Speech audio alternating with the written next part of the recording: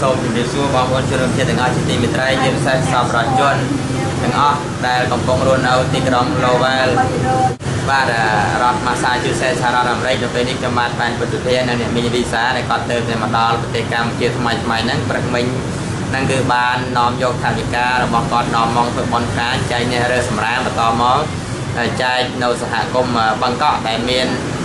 ភរិយាលោកច័ន្ទសវេភរិយាលោកអុកពេជ្រសំណាងហើយនឹងកូនអ្នកស្រីភួងសុភាពហើយនឹងនៅលោកអាឡៃមិនតាន់បាននេះទេតាក់ទងអត់បានហើយនឹងប្រតិជនពុទ្ធបន្ទិញឥឡូវគឺបានចុងក្រោយគឺជួបអាដាមថាច់ថានិយាយសួរដល់អញ្ចឹងអ្នកមីងហ្នឹងគាត់បាននាំយកថវិកាមួយចំនួនមិនដឹងប្រហែលទេអញ្ចឹងគាត់នឹងប្រកាសប្រាប់គាត់ទៅមកពីទីក្រុង Lowell រដ្ឋ Massachusetts ធ្វើបន់ការបាទលុយហ្នឹងអ្នកដែលផ្ញើហ្នឹងនៅ Springfield ប៉ុន្តែនៅរដ្ឋ Massachusetts ជាមួយខ្ញុំដែរហើយខ្ញុំជំរាបបន់ការគេដើម្បីយកលុយមកចែកអ្នកក្រអញ្ចឹងគេក៏នឹកឃើញយកលុយចែក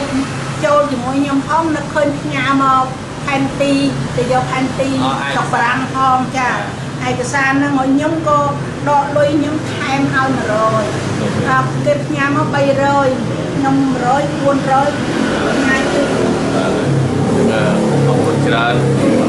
អ្នកនឹកឃើញបាទអញ្ចឹងអរគុណច្រើនក្នុងនាមដែល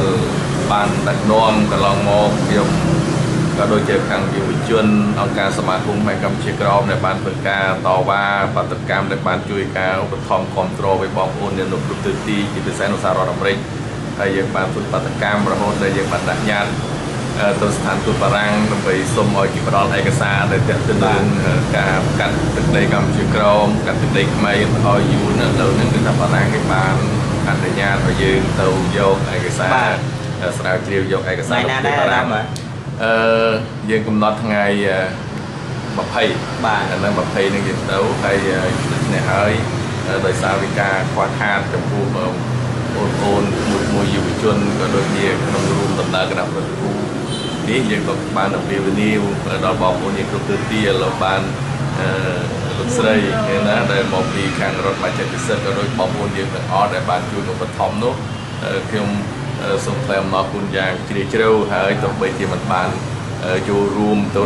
ដំណើរផ្ទាល់ទៅដល់ប្រទេសបារាំងក៏បានជាការរួមចំណែកដូចជាបានទៅផ្ទាល់គឺរួមចំណែកក្នុងការដែលស្រាវជ្រាវឯកសារប្រវត្តិសាស្ត្រដ៏សំខាន់របស់យើងដែលយើងមិនធ្លាប់បានយើងធ្លាប់តែឮកន្លងមកតគ្នាតែយើងមិនតាន់ច្បាស់ថា